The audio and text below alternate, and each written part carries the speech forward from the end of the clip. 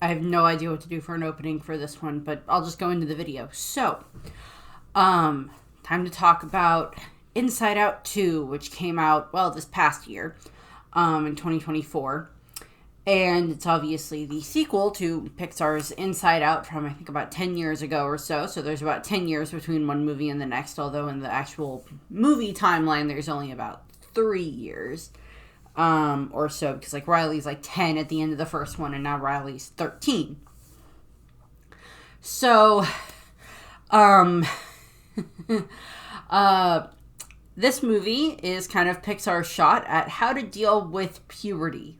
And how that, the different emotions that come into your brain or kind of start to really take root in your brain during that time frame.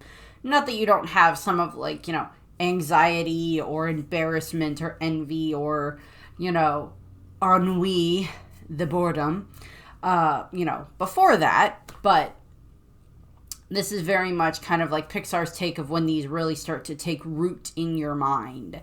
And as emotions that you call upon a lot more often, or that get called upon in some cases, since sometimes it's not always, you willingly wanting to feel that emotions, because not a lot of people willingly want to feel embarrassed or anxious or envious, but that happens. So,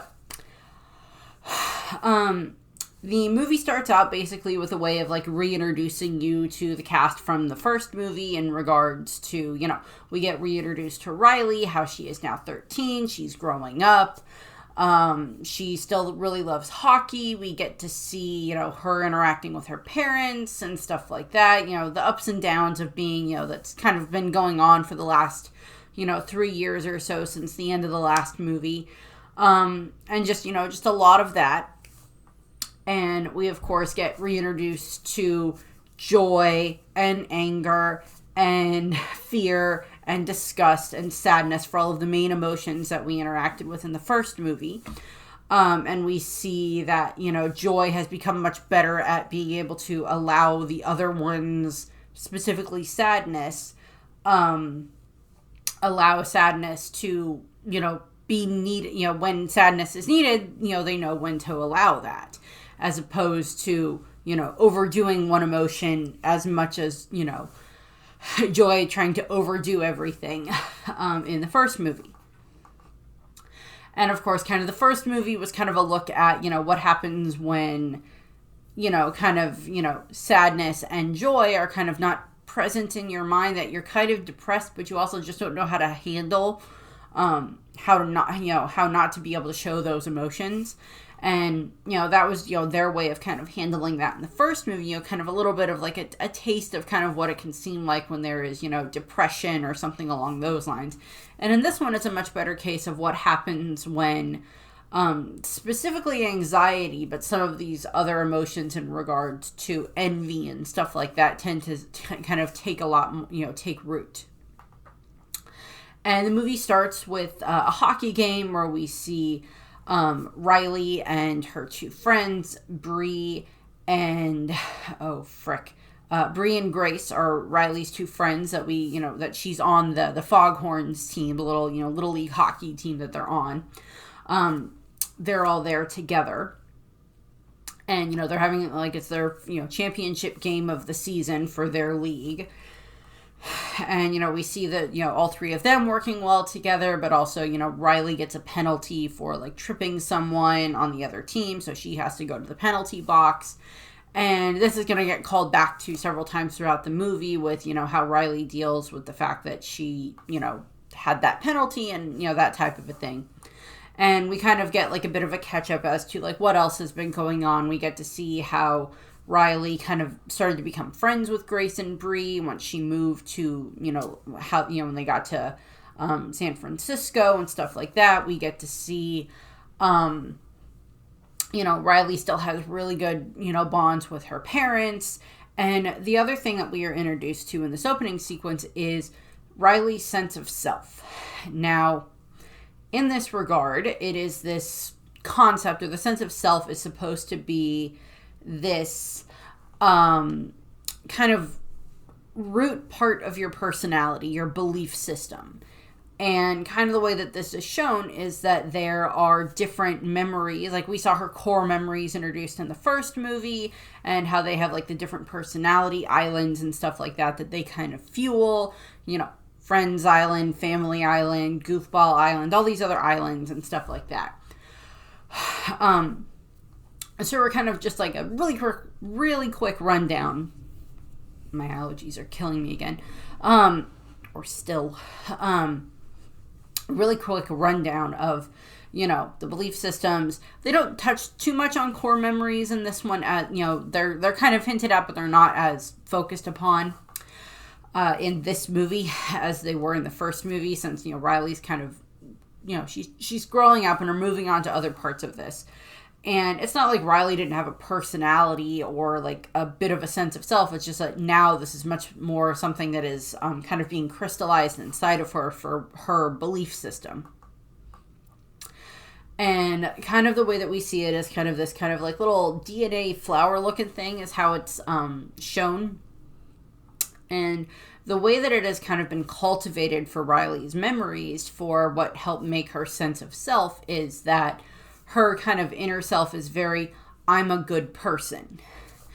And that's, you know, she's a good friend. She does like to win, but there's a difference between being a good winner and a sore loser. You know, she, you know, likes to, you know, help her parents. She likes to be nice to stray cats, as gets pointed out. Different things like that. Where, you know, we're getting introduced to this concept. And we're introduced to, you know, all of the different emotions helping with cultivating these really good memories for Riley. We get back to the game, and Riley and Grace and Bree are able to, you know, their team, the Foghorns, are able to win the game with Riley getting one last goal. Riley helping Grace get one last goal. So they are able to win. We are then introduced to this coach who is the coach for the high school team. And the high school team is called A, the Firehawks. And B, this is supposed to be the school that Riley and her friends are all supposed to go to for high school.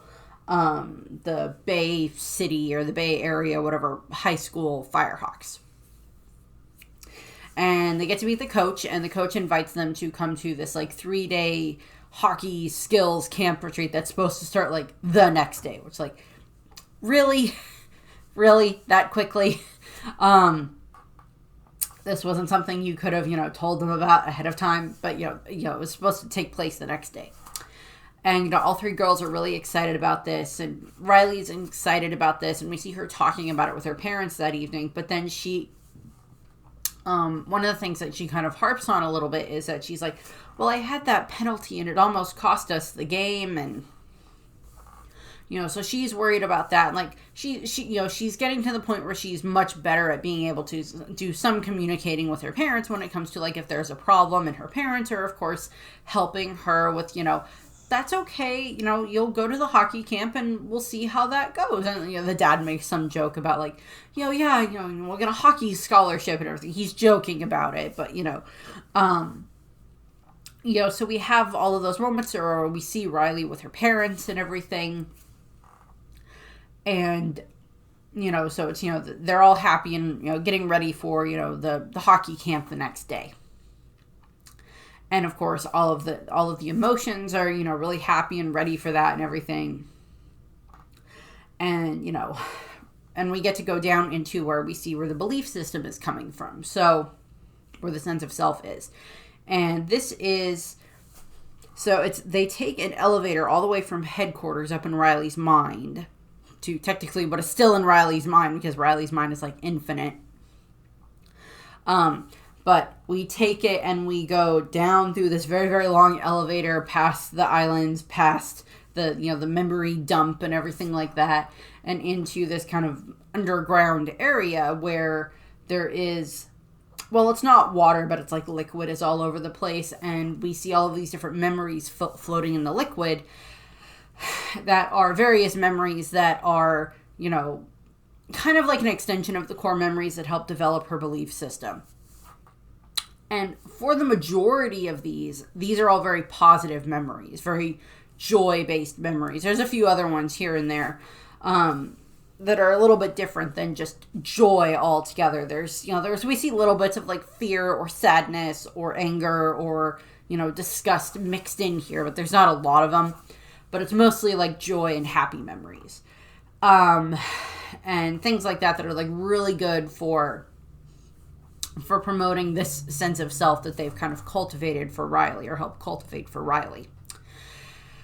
And it's joy and sadness that go down, and we see joy and sadness become much better companions for each other throughout the course of, these last 3 years, from the end of the last movie all the way up until now, where it's, Riley is much more able to have mixed emotions. Like, she can be sad, but she can also be, joyful. She can be fear, but she can also be angry. She can be angry and happy, and, all these different combinations that we've seen with the other emotions. With the 5 core emotions. And so we see them, cultivating these memories.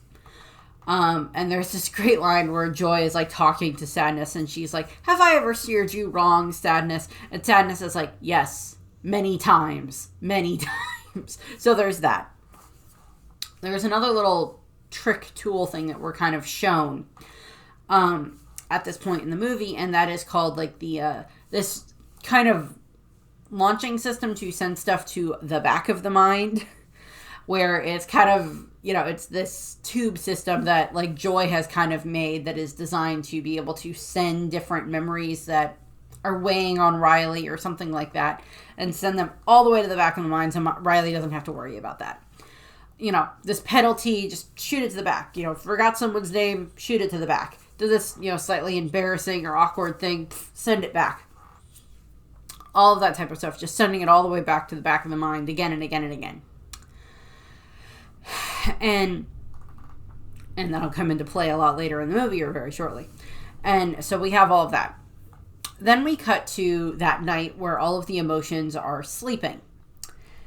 And what ends up happening is we start hearing this little bleep, beep, beep going in the background, and it wakes up the emotions, and they like make their way out into like the part of headquarters. And I love seeing all of the different like the emotions little sleeping places, because there's sadness and joy, and then anger's in the middle, and then fear and disgust are on the other side. So there's like whole little cute bit there, and they have like their little individualizations. There's one that I really liked. It was like this thing that they have in Joy's room, and there's a little Bing Bong like stuffed animal there. So that's, Joy at least will remember Bing Bong for Riley. So that's the callback to Bing Bong in the first movie. There's a few other, little Easter eggs hidden in this. And so the there's this like little buzzer going off, or sort of this beeping going off, and the others make their way, they all make their way in, and like they find that, the console is beeping, and there's the puberty button, or the puberty alarm that was installed at the end of the last movie. And what ends up happening is the button just starts blaring. The alarm just starts blaring and blaring and blaring. And they're all just like screaming and trying to figure out what to do. And like they end up ripping it out of the console and like using it to send the ejection tube back to the back of the mind. And they're like, okay, well, that's all fixed. And then, wrecking ball right into headquarters, knocks out the back window. And this is the scene that's in the trailers where we see all of these, all the little like brain cells are like showing up and starting to run around. And they're not fixing things, they're just destroying everything. They saw the couch in half. There's dynamite. There's just breaking everything all over the place and just causing all of this problems. And there's like the sign that's like, puberty and progress, please pardon our dust. And just like they destroy so much of the headquarters, and like they rip something out of the console. And, and like Joy and Sadness, I mean, like kind of are like the only ones who really, really interacted with, the, really are the ones that interacted with the like the brain cells in the first movie. I mean, the others technically met them at like the end of the movie when they showed up to like fix the console and fix headquarters. But now it's a much more, it's a much more very destructive process that is being shown here. And from there, Joy is trying to figure out what the heck is going on. And the guy who's like the head emotion or the head brain cell of this construction unit is just like, well, yeah, we got to make room for all the other emotions. And she's like, what other emotions? And he's like, what, they haven't shown up yet? Oh, Lord. And then, like, just Riley wakes up, so they all leave. All the brain cell things leave to go and just, I guess, have lunch. They don't show back up again in this part for the rest of the movie. But what ends up happening is, of course, they leave. And, you know, this is coinciding for, you know, Riley wakes up. So Riley's parents are trying to wake her up so she can get ready to go to the hockey camp. And Riley's mom comes into the room and she's trying to wake Riley up. And she's like, Riley, you haven't packed yet. And then, you know, Riley just kind of launches in at her mom. And we get these moments where she's like, the emotions are like, you know, anger barely touches the console. And it just... Riley just gets really angry all of a sudden at her mom and, like, lashes out and she's like, geez, you're always on me. And then, like, you know, sadness is, like, you know, just barely touches the console and Riley's like, I'm the worst. And then, like, disgust, like, barely touches the console and she's like, oh, I smell horrible. I'm too gross to go anywhere ever again. And, like, all this other stuff where it's just, like, up and down and up and down and up and down and up and, like, just feeling all of these emotions very, very strongly right at that moment, without any type of moderation at that point in time. So Riley is, you know, all the emotions are like, I barely touched the console. I didn't do anything. They broke this thing. And so there's that. And Riley, we cut inside Riley's mom's mind and see her emotions. And they're like, oh no, that's not good.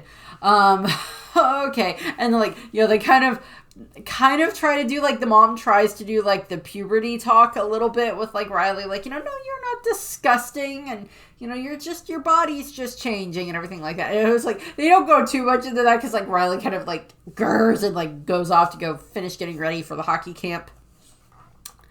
And all the emotions are just like, okay, what is going on now? And... you know, so we cut to them in the car and, you know, Riley and her parents in the car picking up Bree and Grace to take them to the hockey camp. And on the way there is a very big secret that gets revealed by Bree and Grace. And we're also introduced to one of the things is Riley has been, like, looking up so much about, like, the Firehawks, and the leader of the captain of the team of the Firehawks, Valentina Val Ortiz, is supposed to be, like, this really great hockey player. She's really cool and everything like that. She made the team when she was a freshman, which is, like, unheard of. And, like, she's really good as a captain and everything else. And Riley really, like, admires her. And there's this double thing that happens because disgust in Riley's mind notices that, like, Bree had, like, a look when something was mentioned, and then she's, like, you know, overlaying images and stuff like that, like a Intel operative would. And then we see in Bree's mind, Bree's version of disgust does the same thing to Riley, so it's like overanalyzing stuff on both sides. So there's that. And then we cut inside of Grace's mind, and Grace's emotions are just panicking, and then they're just like, I can't take it anymore. And, like, they literally, like, spill tea on the console. So it's like you spilled the tea. And then Grace blurts out that we're not going to be going to the same high school next year.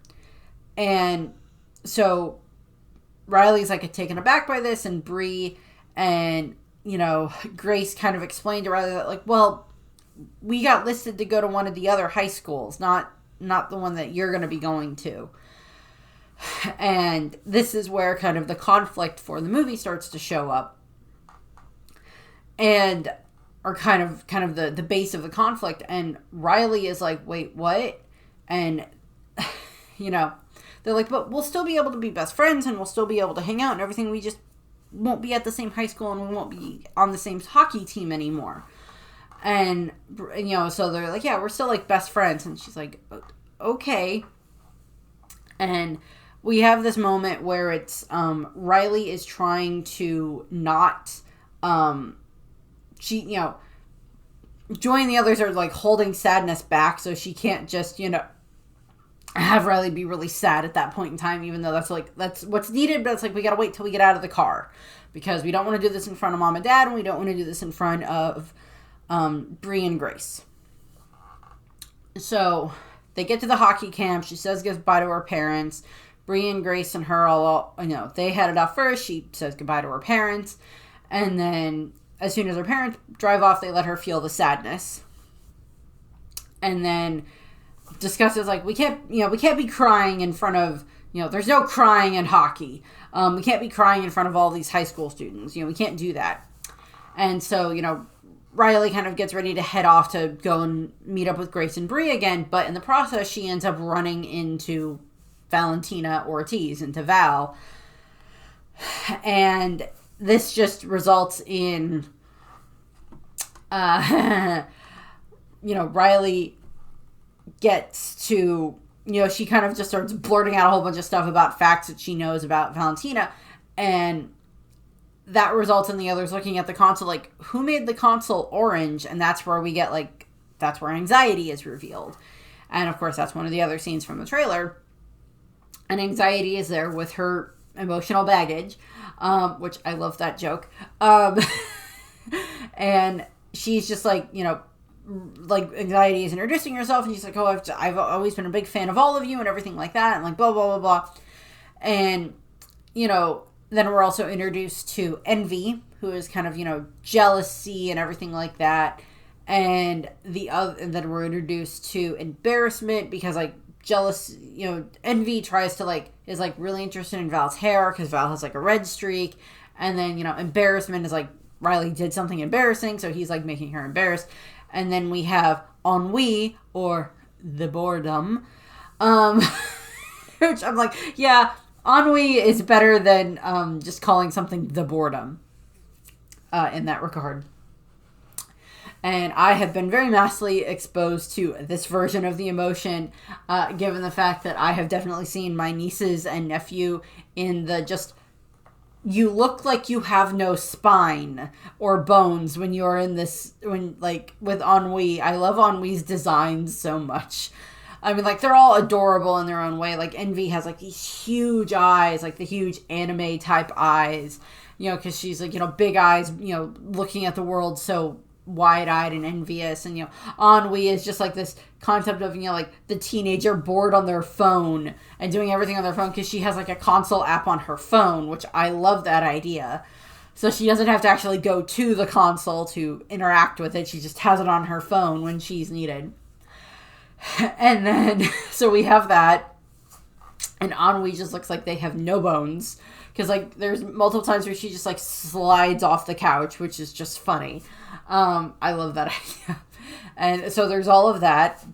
So they're all introduced to these new emotions. And while all of this is going on, Bree, Riley is getting to, meet Val and introduce herself. And Val mistakes Riley from being from Michigan instead of Minnesota. So there's that. And they're like, okay, well, we have to play along with that. And then they go into the locker room. And, Joy is kind of well, what about Bree and Grace? They're, this is kind of our last chance to play hockey with them. So we should probably try to enjoy that. And then Anxiety is yes, but those are our old friends. Val is our future. We need to focus on this, on our future here. And so that's part of setting up this conflict between Joy and Anxiety for the rest of the movie. And so they head to the locker room. Riley gets to meet the rest of the Firehawks. They kind of, mess with her a little bit with teasing her about where she's from and everything. And, we're getting to see the other emotions all interact with each other a little bit. And then, Riley, Joy kind of takes over, and Riley ends up, sitting with Bree and Grace, and they end up actually, unfortunately they end up kind of having a bad timing for when Joy is kind of in control and making them kind of, make funny faces and take pictures on their phone, because that's when Coach Robert shows up, and she takes away everybody's phones, and then she orders them to, skate lines up and down the rink, to get everybody, warmed up and everything like that, kind of punish them, quote unquote, for, Riley having her phone out and everything like that. And so we have that, and then we have it where Riley ends up, she's embarrassed about the fact that she had to make everybody skate lines, and she's, sad because because like she ends up hearing Val and her, her team talk about Riley, like, yeah, she gave us, she had us have to scoot lines and everything like that, skate lines and all of that stuff. And so there's this whole bit going on there where, like, Joy wants to make sure that Riley has, spends time with Bree and Grace, but Anxiety is like, no, we have to focus on trying to make friends with Val. And this is where a good chunk of the conflict comes from, and it kind of comes to a head when they're having to divide into two teams. Because first what happens is Riley kind of goes and apologizes to Val about, I'm sorry I made it that everybody had to skate lines. That wasn't my intention. I'm really sorry, and I really think you're awesome and everything like that. And, Val's like, it's okay. It just means Coach has you on her radar. It's fine. And, so Val's being very welcoming to Riley, which I like. I like that they're showing that with Val, because, like, they could just have Val be this, very over the top, very cool high school student who does not care about Riley, who does not care about any of this. It's just, I'm the best, and therefore everybody else is beneath me. And they could have very easily done that with Val, and I am so glad that they didn't. There's been so many of that, like, depicted in so many different movies of, like, the upperclassmen seeing that they are above everybody else in the school. Plus, she's the star of the hockey team and all this other stuff. And, so they could have very easily done that with Val and just had her be this, snooty, self-obsessed type of a thing.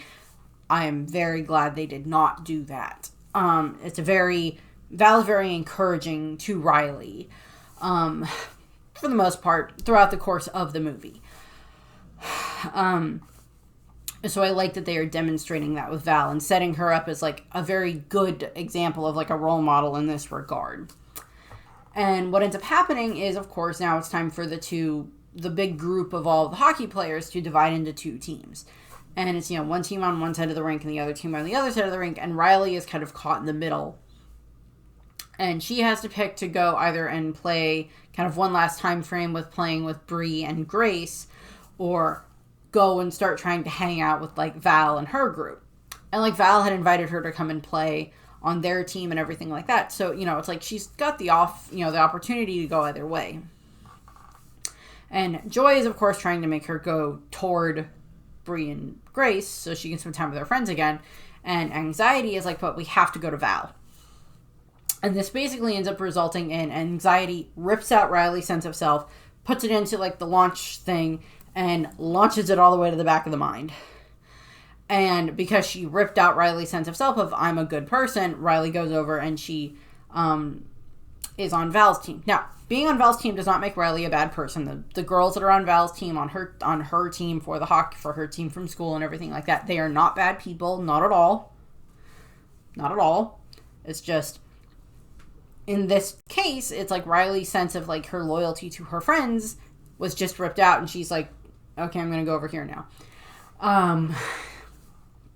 And Anxiety is kind of in control at this point in time. And this basically results in Anxiety has the other emotions, joy, anger, sadness, disgust, and fear, all the 5 original ones, they basically get bottled up into a giant jar, which they poke holes in the top in to give them air holes, which I find hilarious. And then they have that jar shipped off to the vault inside of Riley's mind. And they're literally suppressed or bottled up emotions, which I love, and that's one of the things that we see in the trailer as well. So now we've got two things going on here, where we have Anxiety in control of Riley, and they've ripped out her sense of self because of everything that the others have cultivated over the last, 13 years. And her intention is to try to cultivate a new Riley that will be able to make sure that she is friends with Val and on the soccer and on the hockey team and everything else like that. Because one of the things is that Anxiety was showing Joy and the others all of these different scenarios that, like, her and her team have come up with for things that could go wrong for Riley in regards to, this could go wrong here, this could go wrong here. She could end up, being alone at school and only the teachers know her name, and, blah, blah, blah, blah, and she'll end up alone and, all of that stuff. And, so it's like jumping to the worst possible conclusion, which I am guilty of at various points in time. And it's just like, okay, walk it back. Everybody has that. Mine is, I've had too many phone calls of either my mom or my dad waking me up at some point, and it's generally bad news. And I'm like, oh. Or when it's like, call me, we need to talk. And I'm like, we need to talk immediately because something bad happened, or you just have a question for me that you could very easily just text me and tell me? Because it's the equivalency of, this phone call could have been a text, as in this meeting could have been an email, is kind of what ends up like that, in my case, for like how that tends to hit me, because I've had a lot of moments where it's just like my mom having to wake me up and say, I have to go to Omaha because so-and-so had a stroke or something along those lines. And I'm just like, that's not good, type of thing. So I've had those moments. I think we all have at various points.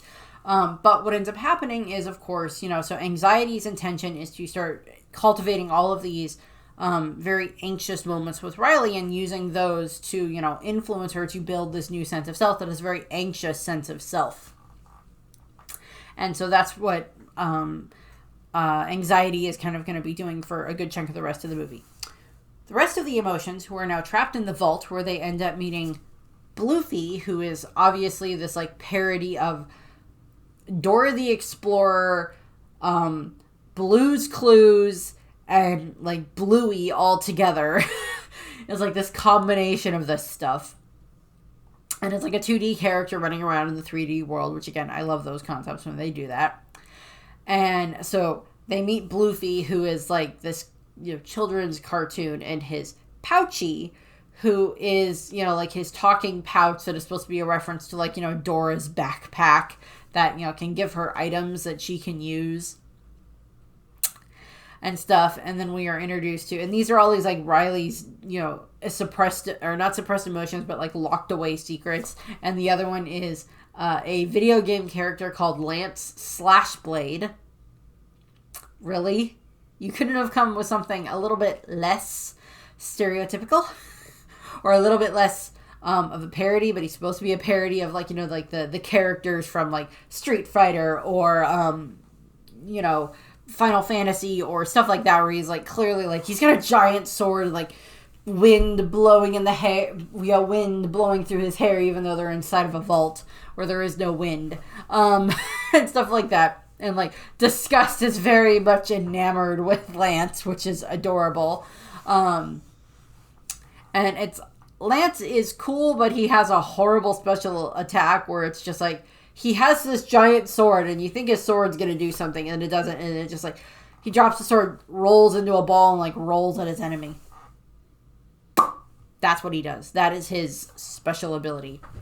And it's like Riley still kind of likes him. And so Disgust has like this crush on him. And then we also meet Deep Dark Secret, who is this big hulking, terrible looking thing that is supposed to be like this terrible secret that Riley has.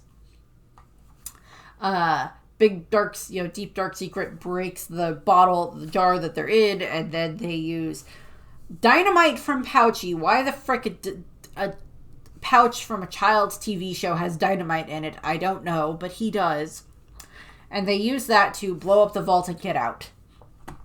And then all of the mind police guys show up, and the security guards show up. And Lance, in an attempt to help the others, rolls into his ball and like rolls toward them, and through inadvertent things like knocks stuff around, which results in all of the other the mind police, like kind of, getting each other all trapped inside of this other vault. And they just like, Lance just kind of rolls away, which is just funny.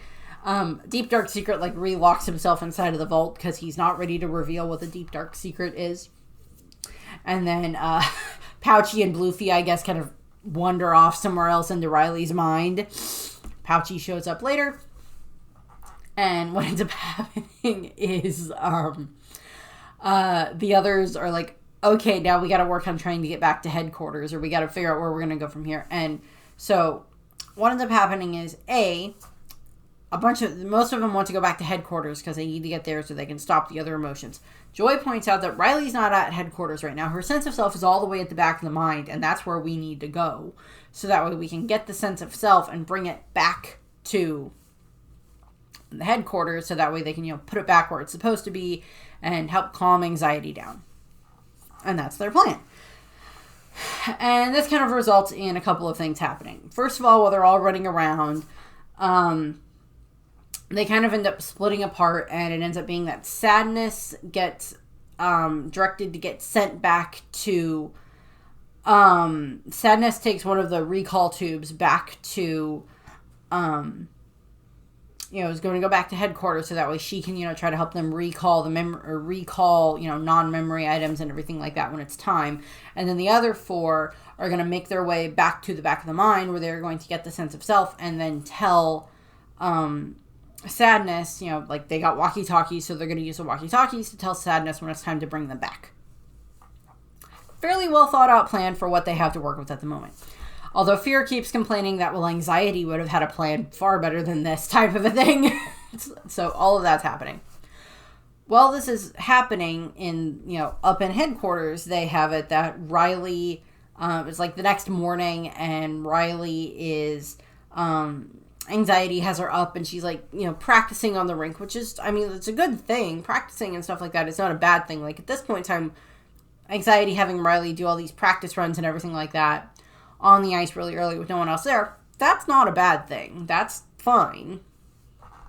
And so it's she's all running around and practicing, and Val shows up, and they're talking and everything.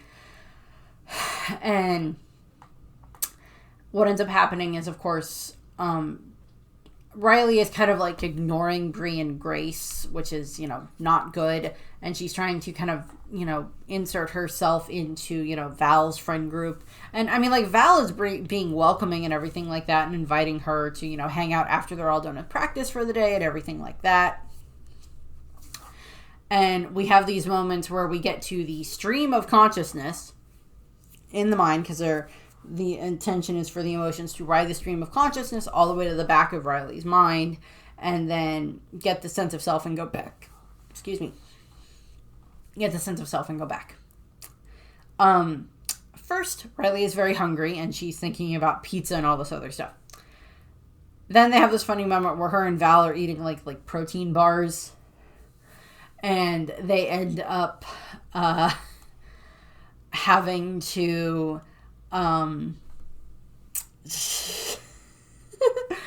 she eats the protein bars, and they taste horrible. And so that makes her just think of horrible things that taste bad. So the emotions have to ride down the stream of consciousness on a giant piece of broccoli, which Disgust hates because Disgust hates broccoli. So there's that. And while they're on this stream, what ends up happening is there's this moment where they get to, it's that evening, much, much later on. And Riley has spent a good day practicing with Val's team and everything like that.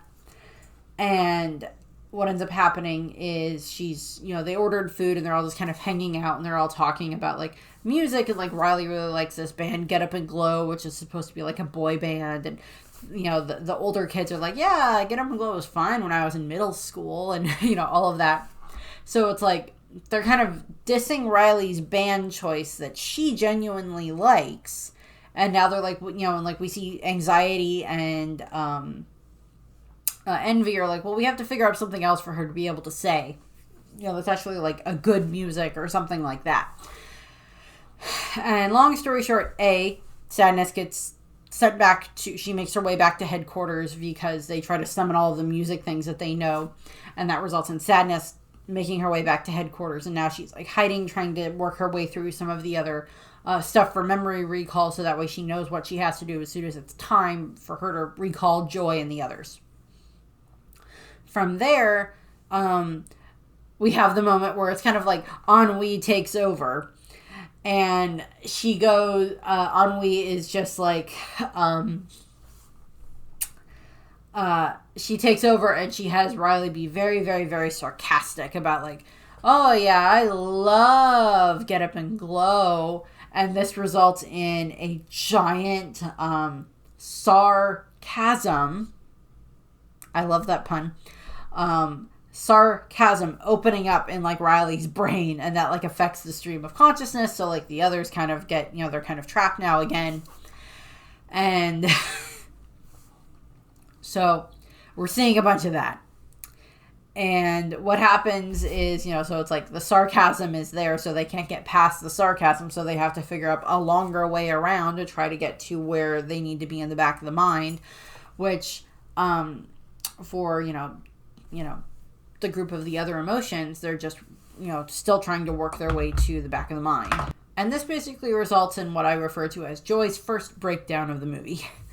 And they're all, fear and anger and disgust have all been like complaining this whole time.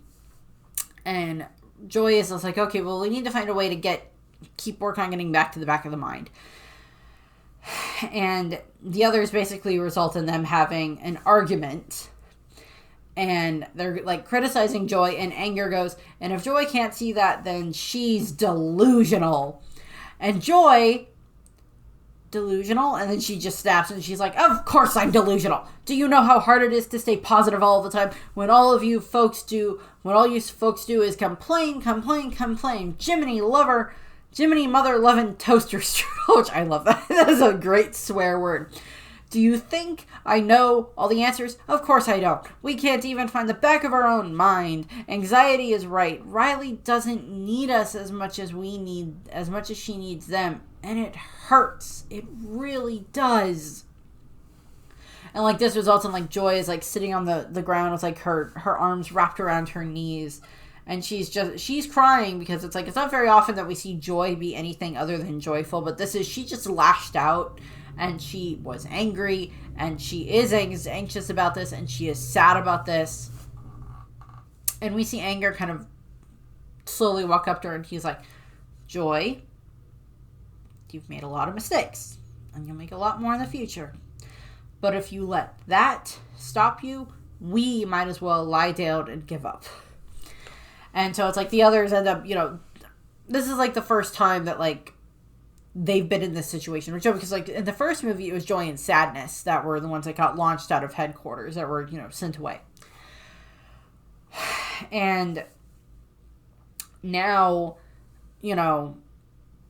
they have all gotten better acquainted with each other, but the other ones are like, they put so much pressure on Joy because she's kind of like the lead emotion for Riley, which is, it's like what we see with like Joyce, with like Riley's parents. Like Riley's mom is kind of, her lead emotion is kind of sadness, but the other ones are all very much helping and everything like that as like a group council. And the same thing with like Riley's father. It's like Anger is kind of the one in charge there, but like the others are all very much involved in this for how they handle all of these emotions and decisions and everything else like that. And for Riley, Joy's always been kind of this like leading emotion for Riley, because she's, a very joyful child. And now the others are kind of just like, okay, well, that's not good. And like, so they kind of lift Joy's spirits, and they start working their way again to get to the back of the mind. They get like on top of all the memory storage and everything like that, and they're starting to make their way through to the back of the mind. Well, all of that was happening when everything was happening with the sarcasm. What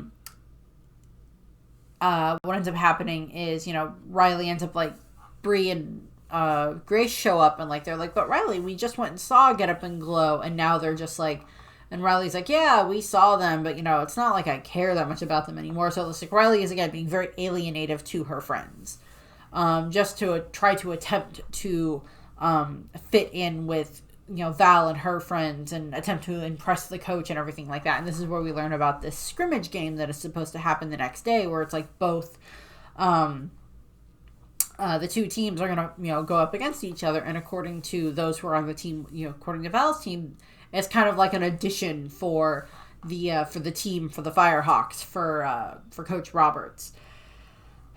And all of that, and we're introduced to this concept of this notebook that Roberts has, where she writes down a bunch of, is supposed to write down her thoughts about the different players and everything like that.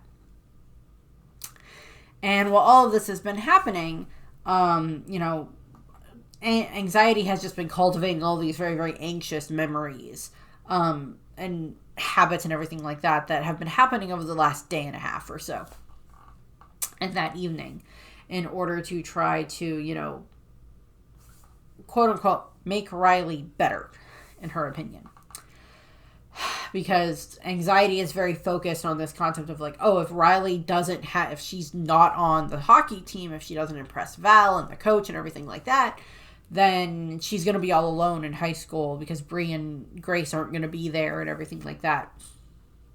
And she'll be unpopular and alone, and, her parents will be, upset and everything else.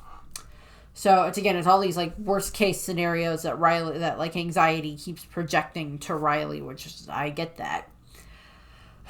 And what ends up happening from there is, so Sadness has managed to get her way into headquarters, and she's actually found out by Embarrassment, and Embarrassment actually is starting to have like second thoughts about like Anxiety's plan. So he kind of, helps hide Sadness a little bit while she's like trying to find the information she needs.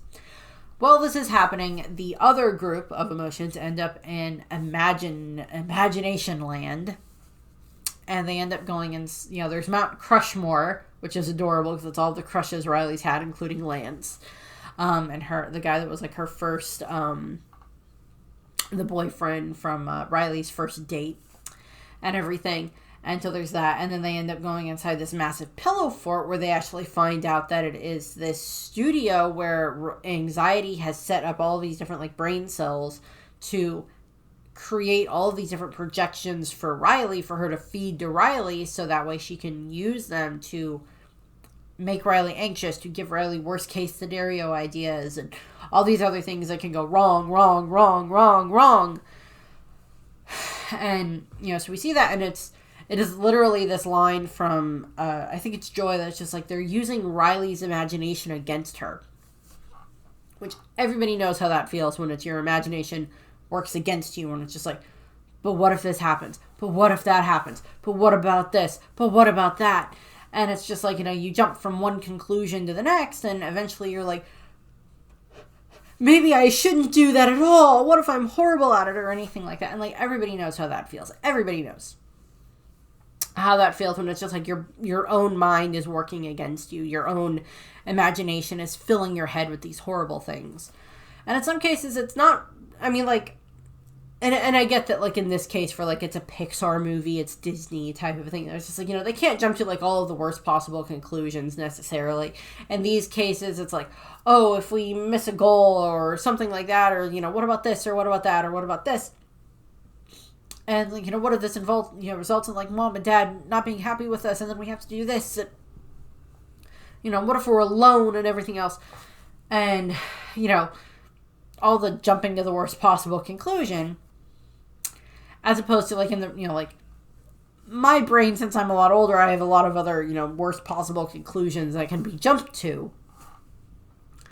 But it's also, like, you gotta balance it between, like, the worst possible conclusion and the best possible outcome for, like, what could happen. And that's what ends up happening, where Joy and the others make their way inside, and they take over, like, one of the projection machines, and they start feeding all of these, like, positive ideas. And it's, Bradley's team wins and it goes great, or, this happens or that happens, or Anger does one that's like, what if Riley, what if the other team wins and Riley buys flowers for them as like a congratulatory thing, and they're like, all the other emotions are just looking at Anger. He's like, what? I can't always be the rage guy. And I love that bit. And, so they're like sending these more positive projections, and Embarrassment like sends one of them through to like help Riley relax a little bit because she can't sleep. And what ends up happening is Anxiety figures out that Joy and the others have made their way inside, and then Joy basically kind of like leads an uprising of like all of the different like brain cells inside of the imagination, and have them also sending all these positive projections and ideas and everything like that to Riley to try to help calm her down. And that results in, like, the others all just, like, having it devolves into a giant pillow fight where the giant screen that Anxiety has been using to talk to everyone just, like, knocks, is, like, destroyed and everything like that. And, and part of what happened was, like, a lot of the, like, yeah, Joy kind of went off the deep end with, like, what if they play so well that, you know, the Olympics call and Riley helps rally a weary nation to victory, and discusses, like, a reality is a thing too, Joy. So there's that. But it's like Anxiety just, like, can't even seem to fathom the concept of, like, a positive thing that can come out of this, because all of this stuff just seems unrealistic. Like, yeah, what if the other team does happen to win, but we still make the team?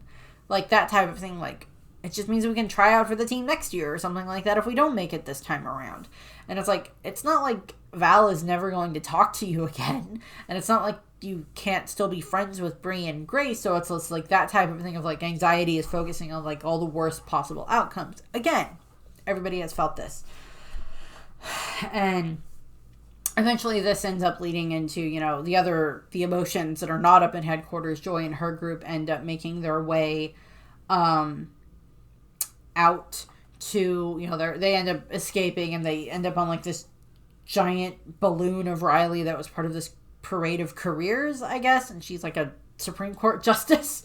And so, like, they're flying away on that, and Anxiety and the others are like, okay, we need to find out what Coach thinks of us. So they are like, okay, we'll just have Riley break into the coach's office and read what's in the notebook, and then we'll know exactly what the coach thinks of us.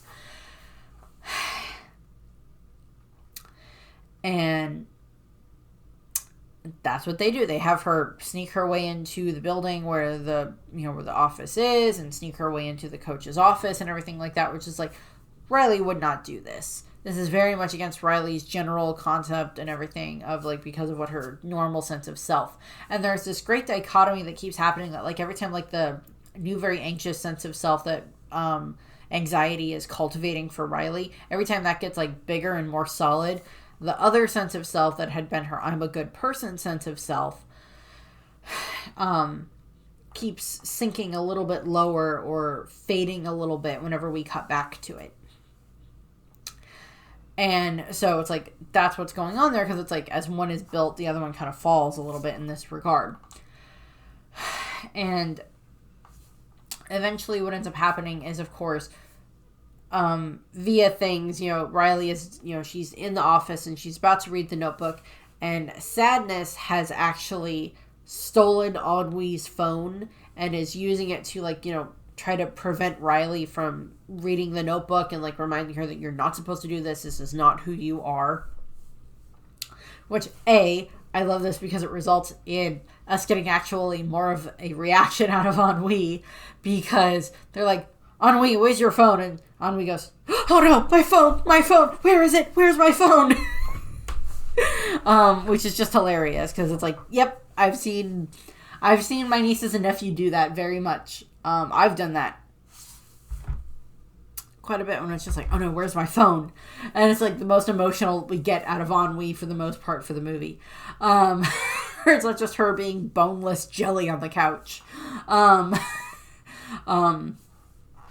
And what ends up happening is, of course, Anxiety finds Sadness, where Sadness is, like, you know, controlling Riley, and ends up, you know, Sadness gets trapped, and Riley, you know, Anxiety has Riley, you know, read the notebook and find her name, when she finds out that the coach doesn't think that Riley is ready yet. And that's not good. So they end up basically having it where the other emotions that are still in headquarters, Anxiety and her group, are like, okay, we need to brainstorm ideas for how we can do this to prove to the coach that we are ready. And this results in them having a brainstorm with all of, you know, the little light bulbs that are, you know, the representations of ideas swirling around, and it ends up being around the balloon where the rest of where, you know, Joy and her group are. And, you know, it's all these different ideas about what they can do, and there's this really big idea that shows up, and Joy wants to try to, like, stop it and break it. And the others are like, well, we need this to get back to headquarters, so they're trying to get back to headquarters, and the idea goes through, but they don't. And so they have the giant idea, and they, you know, it's huge in comparison to the emotions, and they, plug that into the console. And this results in Riley ends up, and it's an orange colored light bulb, so it's, connected to anxiety in that regard. And what ends up happening is Riley, she goes and she uses, basically Kool-Aid dye to put a red streak in her hair, and she's, really anxious to try to get this so she can be on the team with Val to prove herself. And the anxiety's idea is that she is going to get Riley to score 3 goals during the course of the match to prove that she is, ready and should be on the team and everything else like that. That is anxiety's intention. And she has cultivated this new sense of self for Riley, and the way that it, what it utters or what it kind of echoes when it's fully set is that it's, I'm not good enough. Because that has kind of been this whole thing that, anxiety has been cultivating over the last day and a half, 2 days-ish, is having it be Riley thinks again and again and again about, I can't be myself. Whoever I am is not good enough yet. I'm not ready for this. This is, what I like from music is not good. I have to try to be just like Val and the Firehawks, because if I'm like them, then I'll be able to have friends. And if I'm on the Firehawks, then I'll be happy, and all this other stuff. So it's just all of that stuff again and again and again, just so anxiously making her feel that she's not good enough. And so there's all of that happens. And so that's forming up, and Sadness is trapped now in headquarters, and she hates this because this is not good for Riley. And sad or embarrassment is very much over, rethinking everything because he does not like what is going on here. And this has resulted in, first of all, when they fell off the balloon during the brainstorm, they're all falling, and Fear goes hold me! No, wait, really, hold me! And they all grab him, and then he, releases a parachute that came out of nowhere because he's Fear. And they're just you have a parachute? And he's yes. The real question is, why don't any of you? Which is great. I love that they gave Fear a parachute. And what ends up happening is they get to the back of the mind, and they find the sense of self, and it's they find the sense of self just as Riley's new one of I'm not good enough forms, as opposed to her I'm a good person one. And so they're and this results in the other breakdown that Joy has, where she's I don't know how to stop anxiety. Maybe we can't. Maybe this is what happens when you grow up. You feel less joy. And, that line just hits me. It's supposed to hit people because, Joy is always this very positive character. And everybody in their life, for the most part, wants to have joy in their life. And it's whether it's joy in their family or joy in their career or their hobbies or their friends or, something along those lines. People want joy in their life for the most part. Yes, there's some people that just want to be angry and, whatever all the time. But for the most part, most people want joy in their lives, or they find joy in something. And, it is kind of this concept because it that kind of hits you a little bit hard hits me a little bit hard because, I feel that I try to be a very joyful person. I don't know exactly how my sense of self is set up, but I try to be a pretty joyful person. Yes, of course, obviously there's times where I'm angry or sad or fearful or disgusted with something, or I am anxious, or I get embarrassed, or, I'm envious of other people, or where, I am bored type of a thing, all of that stuff. And all other types of emotions anyway. And, all of us go through that. But it's this, because it's you really see this with Riley because, Riley is always depicted as this very happy and joyful person. And like, I look at my nieces and nephew, and I know for a fact that a lot of them have had to deal with a lot of anxiety in their life over various things. And it's like, I look at them, and I think that's why kind of this line hit me really hard, is that it's like, I've watched them grow. I have been an aunt since I was like 12. My oldest niece just turned, 21 last month, in August. And, I have watched all of them grow. And, it's like, they're not finished yet. You're never fully finished as a person, no matter how, set in stone your belief system, your sense of self is. And it is kind of that line where it's just like, yeah, maybe when you do grow up, you feel less joy.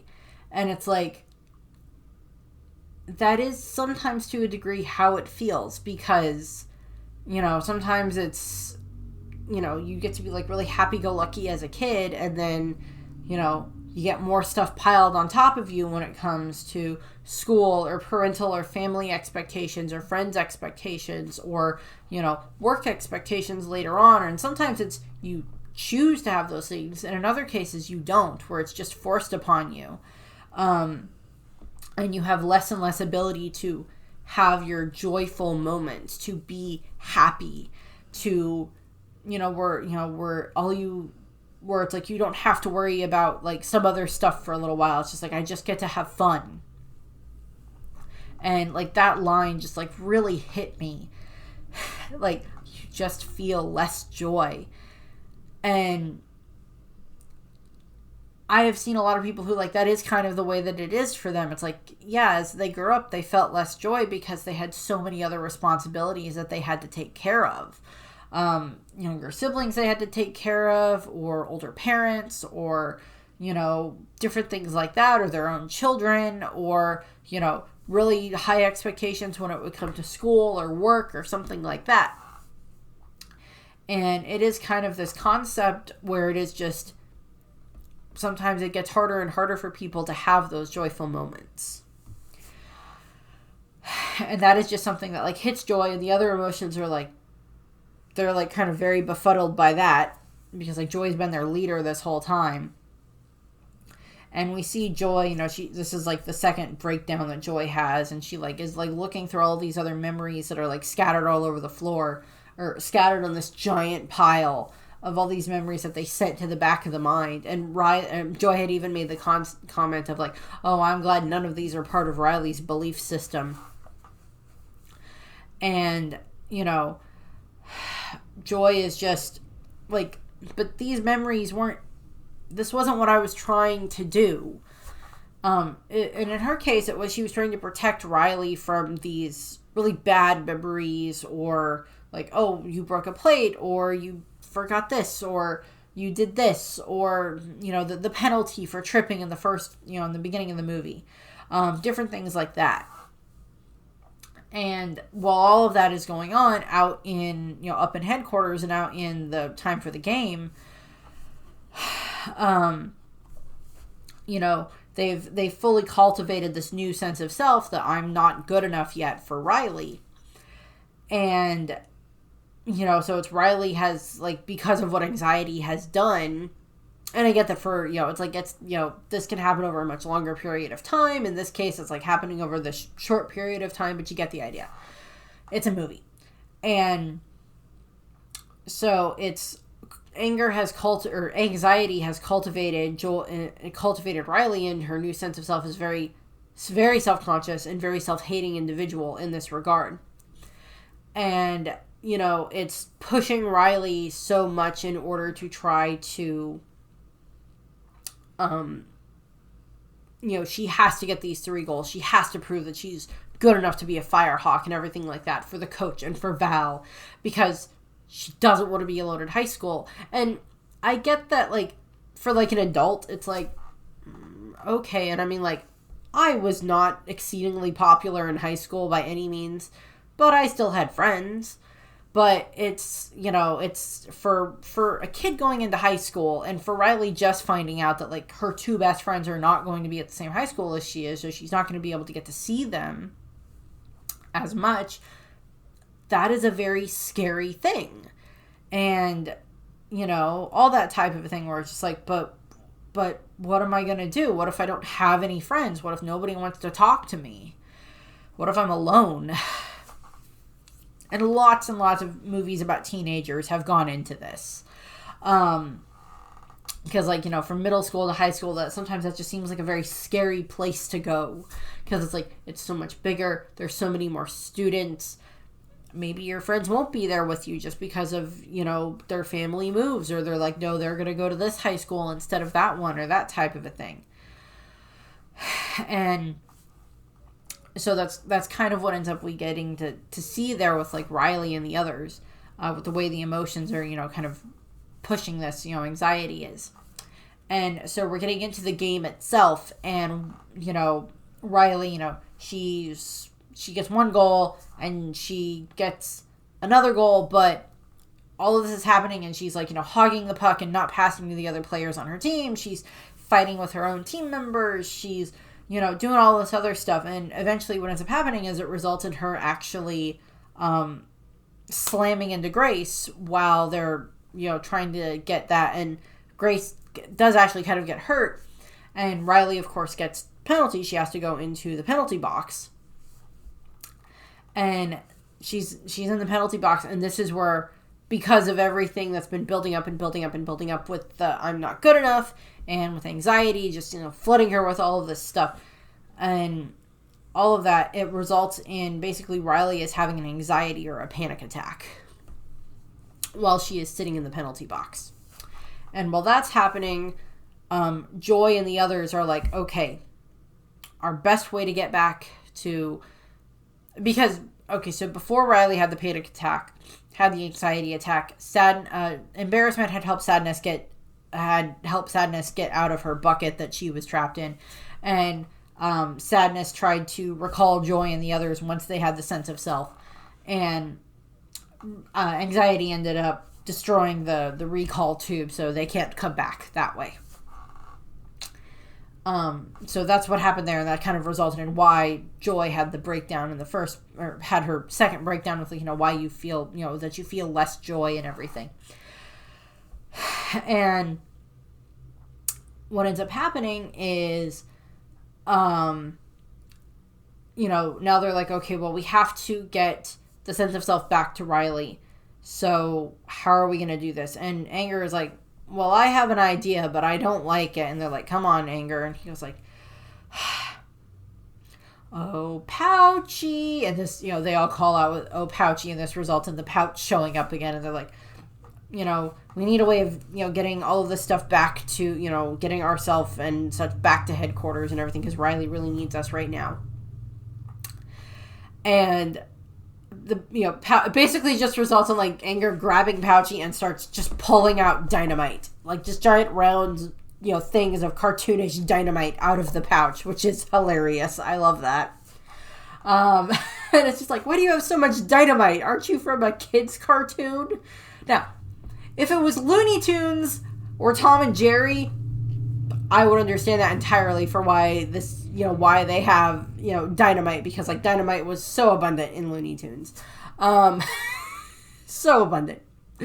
For whatever reason. But now it's just like, this is a children's cartoon that is based off of, like, Bluey and, Dora the Explorer. So why does he have so much dynamite?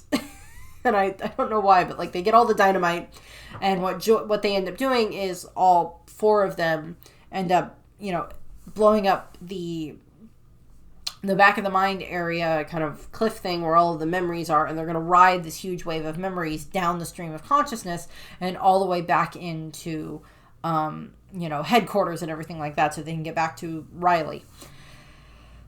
And discusses like, but what about all these bad memories getting into Riley's, belief system and sense of self and everything like that? What about that? And Joy's like, we can't worry about that right now. We have to get back there because we have to help Riley with fix her sense of self and everything.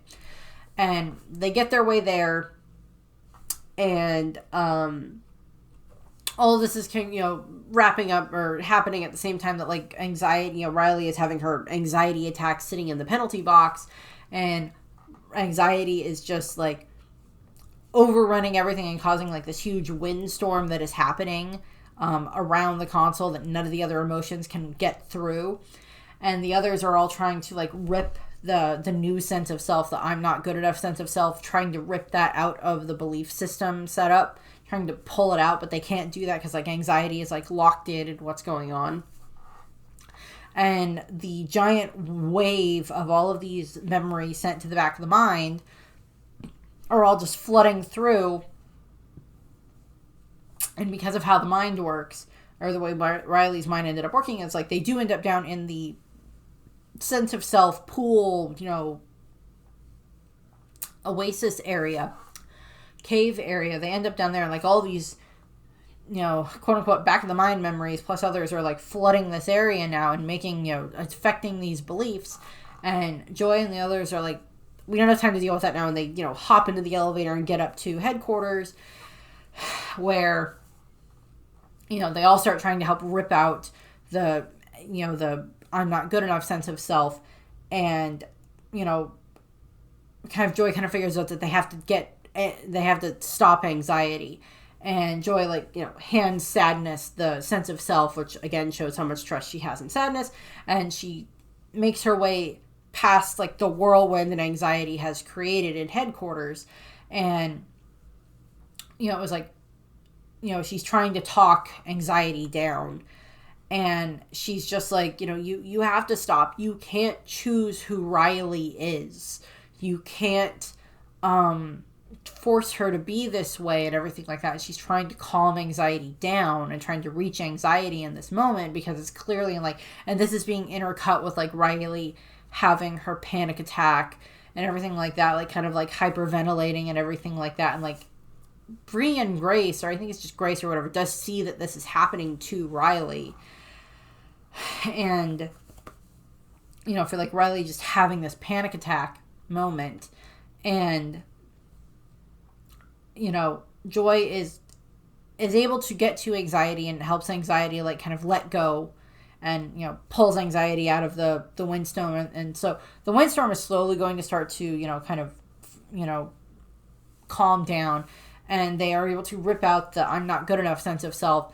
And and Joy plants the original sense of self, that I'm a good person, onto the pedestal. But the storm is still going on at the same time, because now Riley is having these two conflicting senses of self that she's had, that I'm a good person and I'm not good enough, and I'm a good person and I'm not good enough, going kind of back and forth a little bit. Plus all the anxiety that she's just still feeling about what's going on with the panic attack and everything else built on top of each other, building up. And what ends up happening is Joy kind of figures out that she was kind of doing the same thing to Riley, with trying to only cultivate these positive types of things as her sense of self. And as opposed to every experience that Riley has ever had, good or bad or happy, sad, anger, whatever, anxiety, anxious, embarrassed, fear, just all of that stuff, all of those help make Riley who she is. And Joy rips out the original sense of self, and we see this new sense of self forming that is not this anxious, I'm not good enough, that is not this, I'm a good person. It's forming out of all of these other new memories that have been put into the sense of self and put into her belief system and everything else. And those are all feeding together to form this new sense of self that keeps shifting back and forth through the different, kind of emotions and thoughts and everything else like that. And what ends up happening is, all of the others are just watching this as this happens, and Joy just goes over and she just hugs the sense of self as it's forming, and Sadness and all the other ones come over and they start hugging, and Sadness, the 5 original ones come over and hug her, and then the other 3 come over, and then Joy brings in Anxiety, and they're all just hugging Riley's sense of self at the same time as it's working on forming. And this is coinciding with the anxiety storm is coming down, and Riley is starting to just calm down. I don't think I've ever had this type of a panic attack or this type of an anxiety attack, but I know that my nieces have, and my nephew has, and I've kind of seen some of this at times from them. And, Riley is just kind of calming down. And, the kind of the penalty time is over, and like Bree and Grace actually come over to check on Riley. And Riley ends up just saying, she admits that I was upset with you guys because we were going to go to different high schools and you just sprung it on me. And I just wanted to prove myself to Val and the Firehawks, to prove that I was good enough to make up for that and everything else like that. And she's like apologizing to them. And I mean, by a technicality, it wasn't, Bree and Grace hadn't been intending to, spring that on Riley right then and there, but it's like, you've probably known for a little while that you probably weren't going to be going to the same high school as Riley, so you could have told her ahead of time. But drama. And so what ends up happening is, of course, they're like, Riley's like, so are we still friends? And Bree and Grace are like, yes, of course we're still friends. And they forgive her, they hug and everything else like that. And, while this is all happening, none of them are touching the control panel. And, so it's time to go back to the game and head back and try to finish the game. And we have this moment where Riley looks up at the sun, and she, we see these, the panel is calling Joy to it. And Sadness is like, Joy, I think Riley wants you. And it's supposed to be this thing where it's Joy kind of takes over for the rest of this game, for the rest of the game. And, and she's very happy as she's playing, and it's, just enjoying this moment and, having this, after having Joy and the others kind of shut out for a while, now Riley is I love doing this. I love playing hockey. I love playing it with my friends and all of that other stuff. And so that's kind of it ends, with the fading out of, all of them playing the game, of them, all playing hockey. And then we cut to what is supposed to be once Riley is at, high school. And, she's talking with Val and the Firehawks, and they've all kind of, become friends and everything like that. And, they're waiting for Coach Roberts to post whether or not, the team listing and whether or not Riley is going to be on it. And she gets encouragement from Bree and Grace who, send her, well wishes from their school and everything.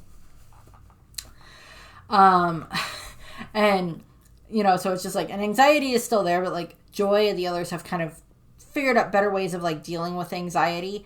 And even anxiety is letting herself be dealt with better, where it's she'll still panic a little bit, but then it's just okay, calm down. Is any of that bad stuff happening now? No. Okay, then let's go to your chair. Let's relax. Let's have some tea and everything else. And it's just well, we can't control what's going to happen with the hockey thing. Riley has been doing really good. She's been practicing and everything else like that. So we're got a good shot at this, but we'll just wait and see. And if she doesn't get on the team this year, then she'll just try out next year.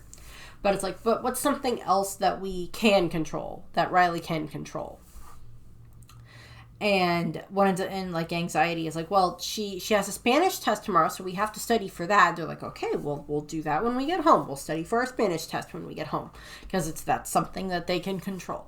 And Joy is, helping with, making sure that the others, all the other emotions are dealt with as needed, experienced when needed, taking ideas from everybody, she's, they're all getting better at that. And, so we're having that. And what ends up happening is, of course, we cut to, Riley, gets the message on her phone, and Riley kind of opens it and she smiles. So it's supposedly, implying that she did end up, getting on the team, which is good. So then we cut to the mid-credits scene, which is, it's supposed to be Riley just after she got back from camp, and it's her and her parents are having dinner. And, they're just so, how did camp go? And, like, all the others are like, well, we were going to tell them everything. It was like, but what about Ricky into the coach's office and hitting Grace and everything else like that? And Ennui just comes over and she's just like, I can handle this. And she's just like, and Riley just goes, it was fine. And they're, you know, both parents are like, the mom's like, oh no, she said, you know, like, mom's anxiety runs back into headquarters and everything like that. And Sadness is like, hi, anxiety, we've missed you. And everything else. Because they're like, oh my god, she has a red streak in her hair. Then she joined a gang. And then, like, Dad's anxiety shows back up. And,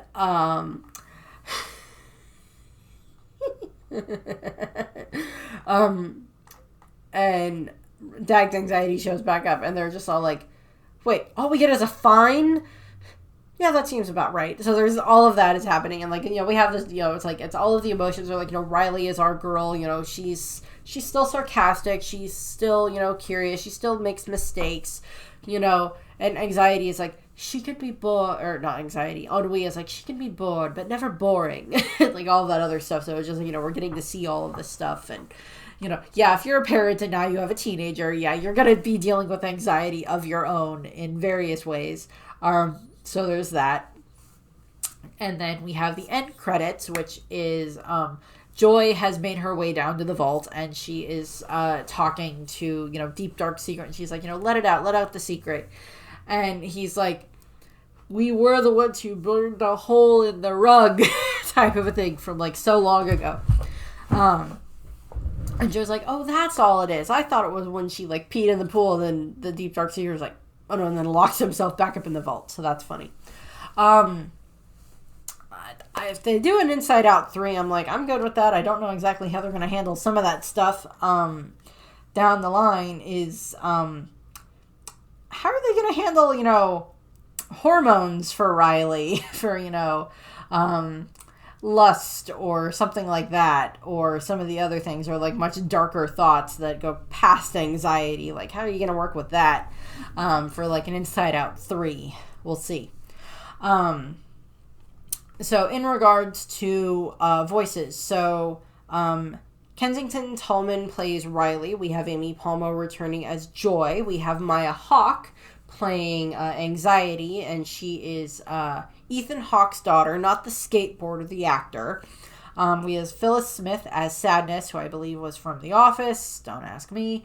We have Lewis Black as Anger, which I love Lewis Black as Anger. He's great. We have Tony Hale as Fear. And then I know that, the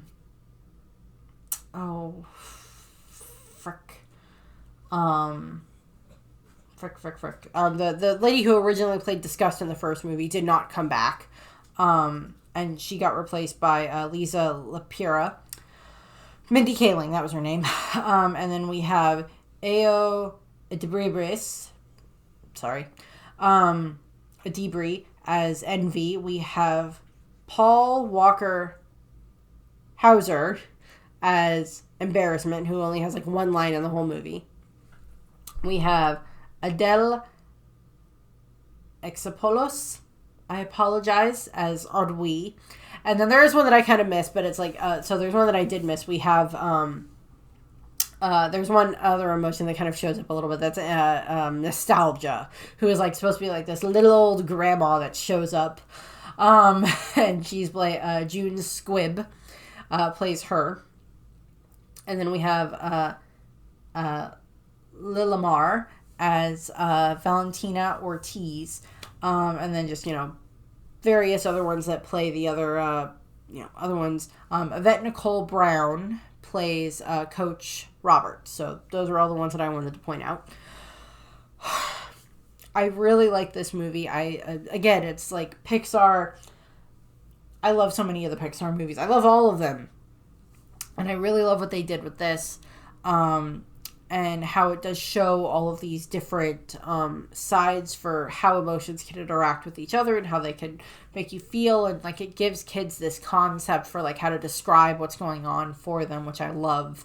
And one of the things is that during the production of the movie, when they were working on everything, like every 4 months they would have like these group of like teenage girls come in and like review what was going on in the movie to tell them like, yeah, that's how that would be, or yeah, that's what we would feel like in that regard, or yeah, that's that. And it's just like, I love that they did that, having these kids very much involved in this setup of a movie that is very much about their point of view of things that are happening around them. And I love that, or inside of their own minds. I love that. But it's also like this concept of like having a bunch of teenage girls come in and like criticize your work every 6 months would just be like, oh God. So I love that. I'm stuffed up again. I'm sorry. But I'm almost finished. So I very much love this movie. I love how just the story that they did and the new characters they get brought in and all this other stuff. So that's what I have for Inside Out 2 for this review. This was much longer than I anticipated it being. Sorry, but there was a lot of stuff I wanted to talk about because I did great with it. That's what I have, and I thank you for watching. Bye.